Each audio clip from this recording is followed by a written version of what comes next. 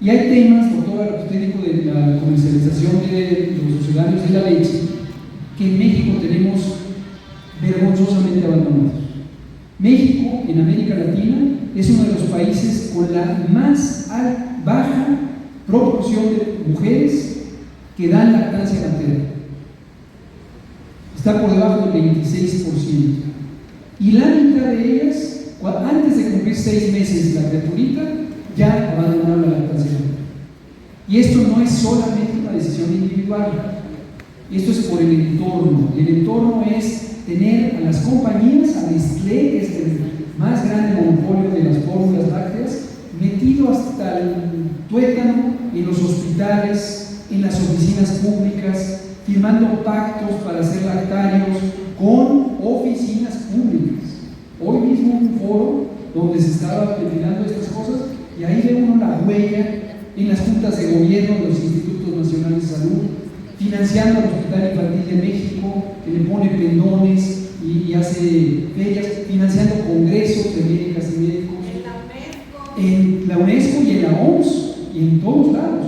Entonces hay que ponerle un freno, y ese es un ejemplo de algo que está pendiente. Nosotros, lo digo con sinceridad, en este gobierno no logramos, teníamos muchos otros elementos de agenda, no logramos poner un alto. Y lo que propusimos en su momento, hay una cosa que se llama el Código de Comercialización de Sucedáneos de la Leche, lo mencionó Rubiel el sábado pasado.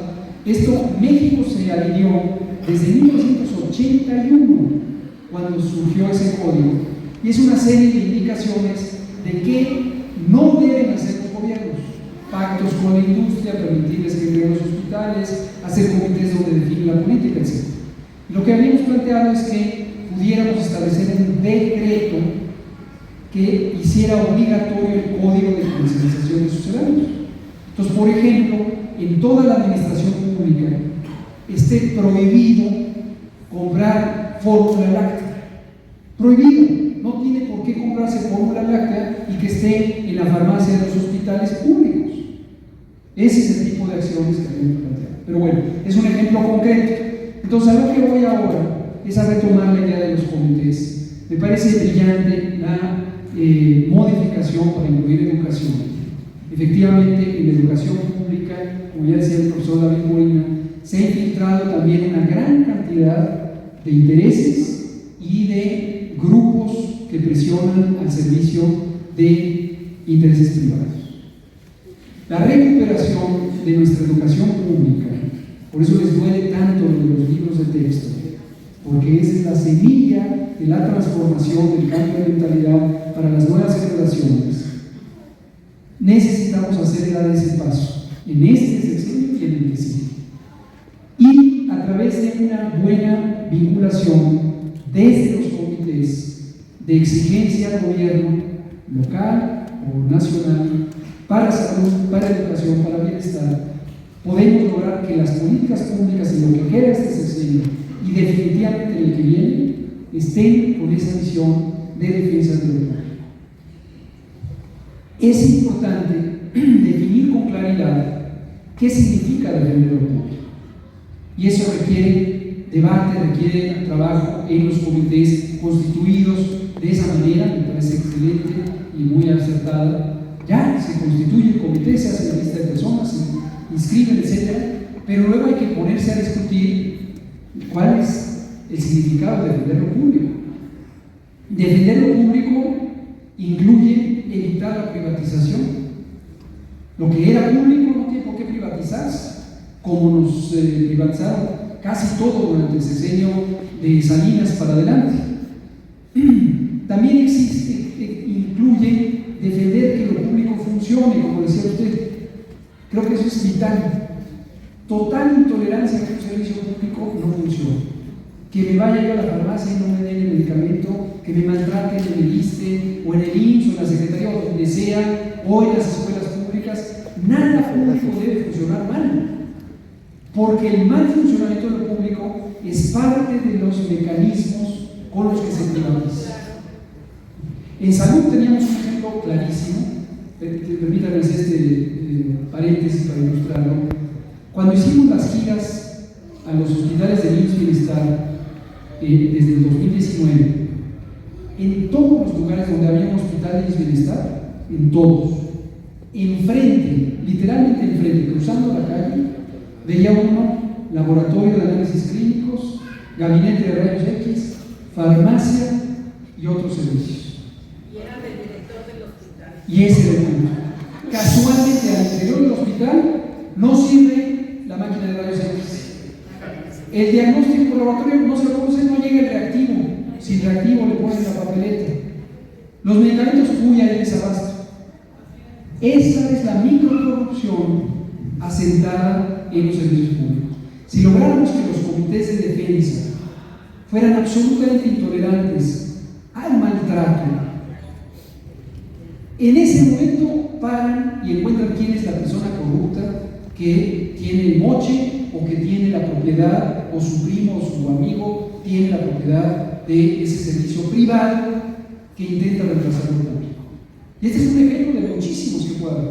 Los hay en otros campos, en parques, en ambientes públicos, en transporte, en muchos. Ahora, otra cosa importante es que nuevos espacios públicos. Nos hemos ido acostumbrando a lo largo de estos 40 años, quienes lo vivimos, no se diga la juventud que no vio el cambio, ya le tocó lo privado. Nos hemos acostumbrado a que todo servicio, lo tiene que dar alguien privado. ¿Por qué? El gobierno tiene obligaciones consagradas en la ley, algunas desde la Constitución. Hay que revisar la Constitución, hay que revisar las leyes también en los comités e identificar qué obligación tiene el gobierno con este elemento: salud, educación, vivienda, bienestar, parques, recreación, protección del ambiente. Y entonces organizarse para ir a exigir que el gobierno actúe con un nuevo servicio público si no existía, y si ya existe, que funcione el que está, ¿no? Y una última que considero que es importante es que aquello que fue privatizado en lo que haya sido sexenios previos hay que recuperarlo. ¿Por qué se va a quedar privado? Hay que impulsar la recuperación de lo que era público y se volvió privado. Entonces, mi sugerencia es que sé que bueno, ya se están echando a andar los comités, pero que esos comités, como decía el compañero, empiecen a trabajar juntos, para que no sea un grupito acá, un grupito acá, un grupito acá. Unidad ante todo, unidad.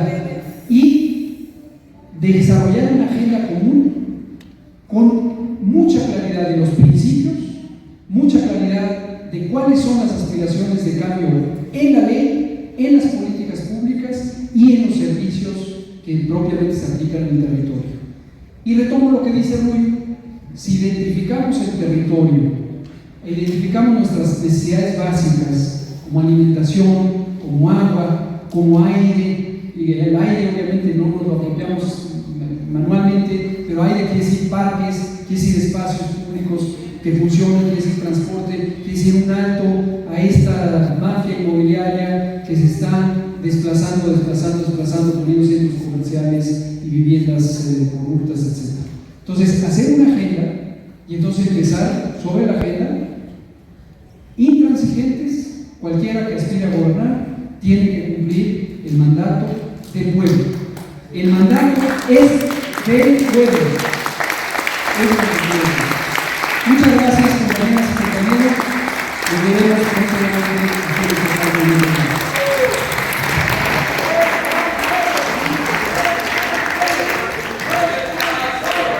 No estás solo, no estás solo.